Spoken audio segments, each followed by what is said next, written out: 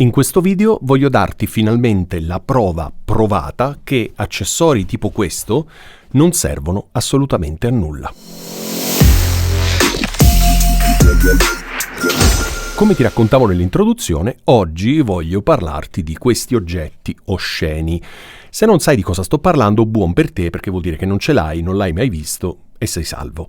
Se invece sei uno sfortunato possessore di uno di questi oggetti osceni o addirittura di quegli scudi che si mettono dietro il microfono, ecco, in questo video voglio dimostrarti che questi oggetti non solo non servono a niente, ma danneggiano il suono. Ok, introduciamo questi oggetti però. Che cosa sono? Sono delle... non so come definirle, delle schifezze mi verrebbe da dire, però proviamo a dire meglio. Sono delle è una figura geometrica strana, un qualcosa di spugna, è fatto di spugna, materiale fonoassorbente, molto spesso, non solo spesso ma anche molto denso, ok? Che in teoria dovrebbe servire, qui in questo buco si infila il microfono e parlando qui davanti, così, esatto, noi dovremmo ridurre drasticamente l'eco, il riverbero, i rumori e tutto il resto. Quindi una sorta di oggetto magico che trasforma le nostre registrazioni da pessime in top di gamma. Ok, allora, ovviamente sto un po' esagerando, però tante persone, anziché trattare acusticamente la stanza, pensano che comprando delle schifezze del genere risolvono tutti i loro problemi. E io ti dimostrerò proprio facendoti vedere, anzi facendoti ascoltare, come questi oggetti non servono assolutamente a niente. Per fare questo test sto usando un microfono a condensatore ed è un microfono a condensatore economico, è un T-Bone SC400, secondo me il miglior microfono a condensatore economico, perché parliamo veramente di pochissimi euro, quindi trovi tra l'altro un video che ho chiamato proprio il miglior microfono a condensatore economico, tipo una cosa del genere, oltre poi a tutti i video di recensione, eccetera, eccetera. È un microfono per me, per quello che costa, perché costa veramente 2 lire, incredibile come tutti i microfoni da T-Bone. Ho preso questo microfono perché volevo farti sentire un microfono tutto sommato relativamente economico come quello che potresti avere tu a casa, quindi senza scomodare altri microfoni un po' più costosi. La prima cosa che ho notato prima di fare questo video, quindi prima di fare questo test, è che inserendo questa spugna sopra il microfono non c'entrava. Non c'entrava non perché il foro qui sotto è troppo stretto, cosa che potrebbe essere con microfoni un po' più larghi, perché questo qui è veramente piccolino, però per esempio l'altro microfono, il T-Bone SC1100, che è molto più grande, potrebbe non entrare. Vabbè, alla fine spingi, tanto è materiale spugnoso, quindi lo fai entrare comunque. Quindi non tanto per questo, ma perché il reggimicrofono nella sua posizione originale andava troppo in alto e quindi questo qui non lo riuscivo a inserire, cioè veniva la capsula del microfono a metà. Quindi che cosa ho fatto? Ho girato il supporto. Girando il supporto, qui, come puoi vedere, il microfono viene fuori di più e quindi riesco a posizionarlo. Ok? Questi oggetti sono fatti da due cose diverse. Il primo è questo che ti ho detto, vedi, è una sorta di vocal boot proprio per microfono, e questo qui invece è una sorta di antipop. Ok, un filtro antipop molto leggero. Questo è materiale tipo nylon come i filtri antipop normali. Ok, quindi che cosa si fa? Fondamentalmente si inserisce questo qui in maniera molto semplice, perché tanto è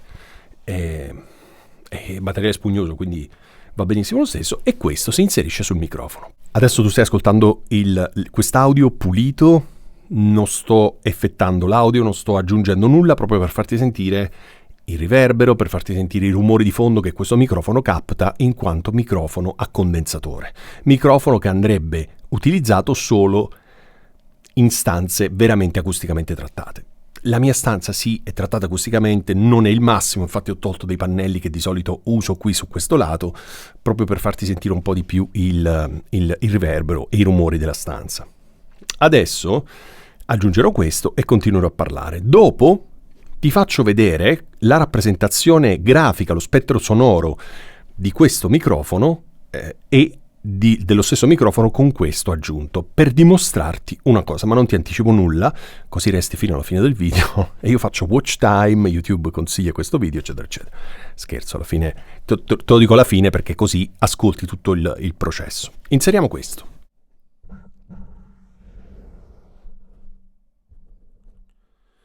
Madonna, che cosa oscena. Allora... In questo momento non voglio, perdonami se mi vedi mezza faccia, ma non voglio modificare nulla in modo tale che tu senti la mia voce come prima. Cioè io non mi sto muovendo, sono nella stessa direzione del microfono precedente, stessa distanza, certo vedi mezza faccia, ma se lo sposto poi cambia, ok? E quindi potresti dire, vedi, ma tu l'hai spostato, quello era fighissimo, invece tu hai falsato il test. No, lo lascio così, ok? Va bene. Allora, in questo momento io lascio i volumi, lascio tutte le impostazioni identiche. Ok, alzerò semplicemente il gain a meno 14 lux, ma questo in generale, come avviene per tutti i miei video. Allora, in questo momento io sto parlando quindi nella stessa posizione davanti al microfono e il microfono, come al solito, è orientato sempre a 45 gradi su un lato che punta verso la mia bocca. Questa è la cosa migliore che tu possa fare in assoluto perché soprattutto con i microfoni a condensatore, che sono molto più sensibili, quando tu parli e vengono fuori le P e le B, le plosive, e quindi tanta aria, tanta enfasi, colpendo la capsula, se tu avessi il microfono davanti, avresti una registrazione da buttare.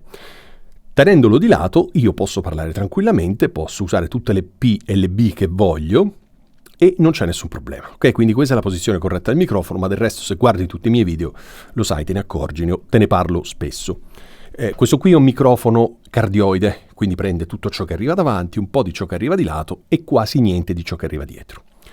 Ora, tu stai sentendo stai sentendo la mia voce dentro questo microfono attraverso questo oggetto osceno. Quindi la prima cosa che ti chiedo è questo: metti le cuffie, ovviamente questa cosa te la dovevo dire all'inizio ma io mi dimentico sempre, metti le migliori cuffie a disposizione, perché se ascolti con gli auricolari del telefono, se ascolti con il telefonino messo qui all'orecchio, se ascolti con delle cuffie hi-fi che sparano i bassi fortissimi, hanno la cancellazione del rumore attiva, eccetera eccetera, non senti differenza e pensi che io sono pazzo.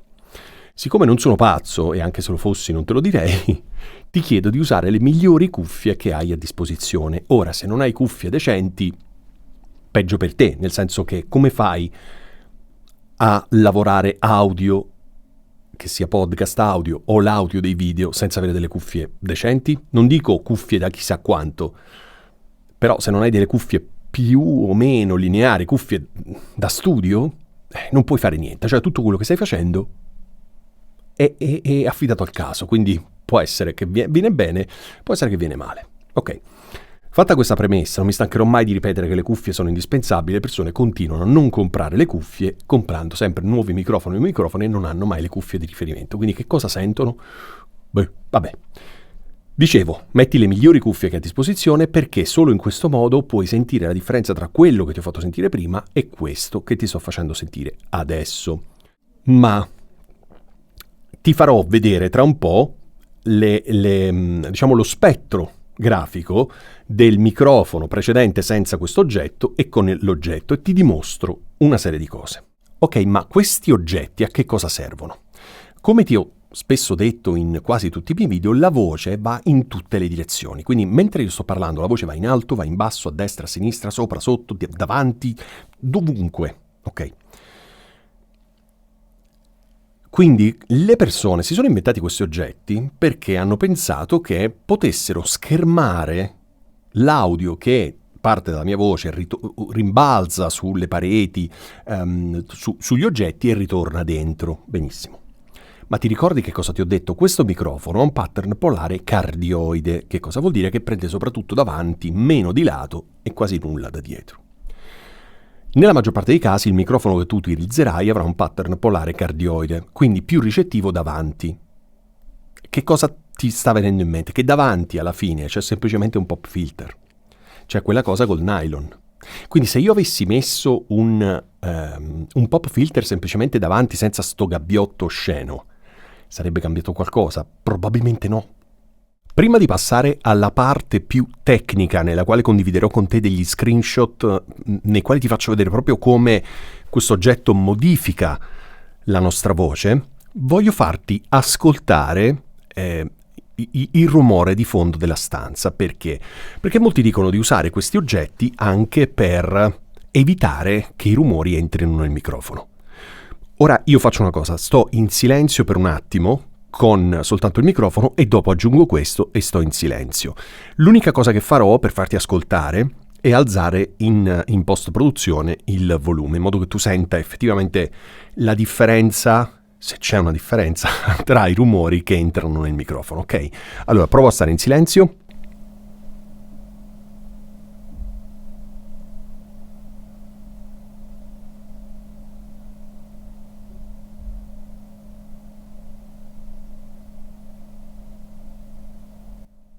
Ok, ho provato, scusami, a non respirare. Allora, considera sempre che qui c'è una luce con una ventola ed è direzionata verso il microfono, quindi sta entrando, ok?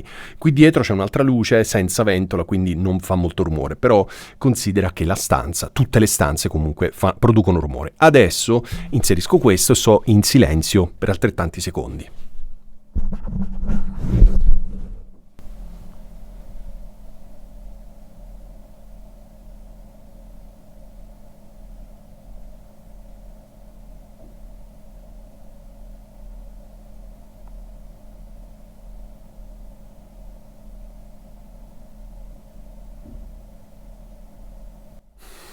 Respiro. Ok. Allora, facciamo ancora un ultimo test. Scusami, tolgo questo. Ancora un ultimo test, perché io ti ho detto che la luce è qui, ok? Quella che emette rumore perché ha delle ventole. Proviamo ad orientare il microfono con la parte posteriore verso la fonte, ok? Facciamo ancora quest'altro test. Quindi facciamo in questo modo. Ok. Adesso il microfono, essendo un microfono pattern polare cardioide, è orientato con la parte posteriore, quella meno ricettiva, verso la luce. Sto in silenzio qualche secondo.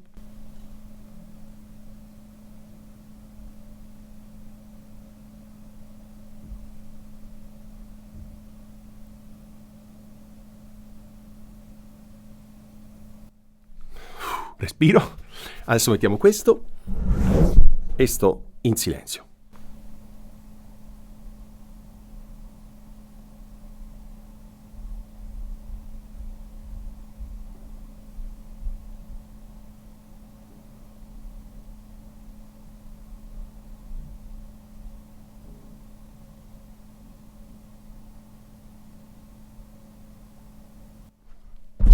Ok, che fatica non respirare. Allora, chiaro? Spero sempre che tu abbia messo le migliori cuffie a tua disposizione, perché sennò non senti nulla. Non c'è bisogno che io ti dica che questo coso non ha assolutamente senso. Immagino l'abbia sentito anche tu da solo, ok? Bene, andiamo avanti col video. Tra l'altro, e questo te lo dimostrerò a breve, un materiale spugnoso di questo tipo tutto intorno al microfono rende il microfono molto meno ampio nel suo spettro di frequenze. Perché? Perché essendo tutto sto materiale spugnoso va a tagliare inevitabilmente frequenze, creando anche un effetto inscatolato, potremmo dire. Il bello dei microfoni a condensatore è che hanno uno spettro sonoro molto più ampio rispetto ai microfoni dinamici, no? Quindi abbracciano molte più frequenze. Quando tu gli metti un coso scero del genere, stai tagliando inevitabilmente tante frequenze. Qualcuno può dire, vabbè, ma la voce è un po' più scura, è più figa, mi piace di più. No, non è scura, stai tagliando delle frequenze importanti. Non lo stai facendo tu ad hoc con un equalizzatore. Ammesso che tu sappia che cosa stai facendo, ti vai a lavorare sulla voce in modo da ottenere l'effetto che ti piace di più, magari più scura, più calda, più quello che sia. Qui sta tagliando lui. Quali frequenze? Quali frequenze? Quelle che probabilmente, frequenze medio-alte, nelle quali ci sono maggiormente i riverberi, perché questo materiale spugnoso, avendo questa densità, va a bloccare soprattutto le frequenze più alte. E quindi cosa resta dentro? Restano le frequenze basse che, stando così vicine al microfono, alla capsula del microfono, inevitabilmente creano quell'effetto boxato, quell'effetto inscatolato, ok? Però adesso basta parlare, ti voglio far vedere questi grafici per dimostrarti quello che ti sto raccontando. Adesso ti faccio vedere 3 screenshot. In questo primo screenshot, come puoi vedere, c'è la rappresentazione della forma d'onda, delle forme d'onda appunto della mia voce senza questo oggetto assurdo, e quindi puoi vedere la rappresentazione vocale. Ok, adesso in quest'altro screenshot invece puoi vedere la stessa forma d'onda con lo shield, con questa spugna, con questa cosa. Ok, adesso ovviamente tra l'una e l'altra tu non riesci a vedere differenze perché nessuno potrebbe vederle, nessuno riesce a memorizzare le due forme d'onda, ma ti faccio vedere in questo terzo screenshot la sovrapposizione delle due forme d'onda. Ora, senza entrare troppo nei dettagli, senza appesantire troppo questo video, ci sono delle differenze. Immagino che tu lo riesca a vedere. Viola e giallo, noti la differenza e vedi come inevitabilmente un oggetto del genere modifica il suono. Quindi, se da un lato non rigetta i rumori, dall'altro lato modifica il suono. C'è un motivo per utilizzare questo coso? Secondo me no. Bene, siamo arrivati alla conclusione di questo video. Che cosa ne pensi? Io sto usando questo microfono che è un microfono a condensatore che non è proprio chiarissimo, ma se avessi usato un altro microfono a condensatore ancora più chiaro rispetto a questo, avresti notato ancora di più. Ovviamente non posso fare tutte le statistiche, tutte le casistiche del mondo, no? Tra gli incroci tra le varie stanze, i vari microfoni, eccetera, eccetera. Cioè, passerei la vita a far questo. Quindi, che cosa hai ascoltato? Perché poi alla fine io ti racconto quello che secondo me è, quello che dal mio orecchio mi arriva, però ognuno di noi ha un orecchio magari più allenato, meno allenato, quindi alcune cose non le senti, perché magari non hai le cuffie decenti, perché non hai un orecchio allenato, e quindi dici, vabbè, Alessandro è pazzo. Non sono pazzo, è che il mio orecchio è molto più allenato probabilmente del tuo, sto usando delle cuffie migliori rispetto alle tue, e quindi sento delle cose che tu non senti. Ok? E questo è molto importante allenare l'orecchio, è molto importante ascoltare in un certo modo.